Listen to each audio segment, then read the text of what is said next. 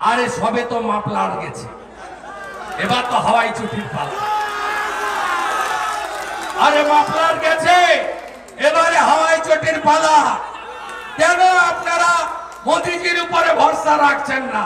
এই লোকটা ছিল বলে তো না খাউঙ্গা না খানে দুঙ্গা তছনছ করে দিয়েছে দুর্নীতিগ্রস্ত পরিবারবাদীদের।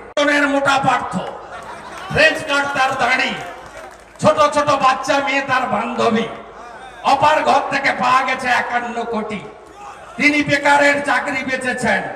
তিনি সঙ্গে আরেক ফ্রেঞ্চ কাট মমতা ব্যানার্জির বন্ধু, কলেজের বন্ধু মানিক ভট্টাচার্য।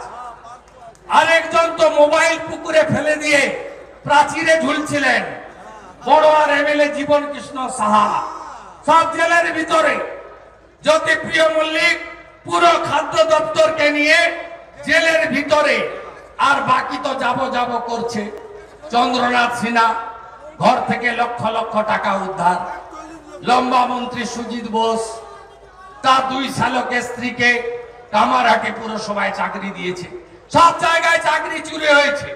প্রাণী মিত্রা থেকে সিভিক ভলেন্টিয়ার 9 টাকার বিনিময়ে 9 নেতার আত্মীয় স্বজন সব চাকরি পেয়েছে। উদয়নারায়ণপুরের এমএলএও কম যায় না, তিনিও কম্পিটিশনে আছেন। হাওড়া সেন্ট্রাল কোঅপারেটিভ ব্যাংকে নিজের ছেলেকে চাকরি দিয়েছেন, পরীক্ষা ছাড়াই চাকরি দিয়েছেন। এসব জাল চাকরি, ভুয়া চাকরি। ওপারের যে আরামবাগে শামীম জেলের ভিতরে আছে, শামীমের নেটওয়ার্ক, চাকরি বেচার নেটওয়ার্ক পুরসুরাতে ছিল, খানাকুলে ছিল, উদয়নারায়ণপুরে ছিল।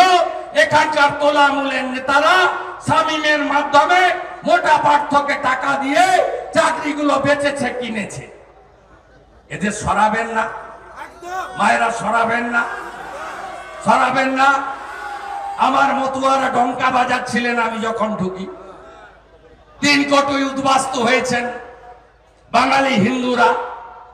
বাংলাদেশ থেকে সিএ দিয়ে দিয়েছেন নরেন্দ্র মোদী। শুধু ফিরাপ করবেন।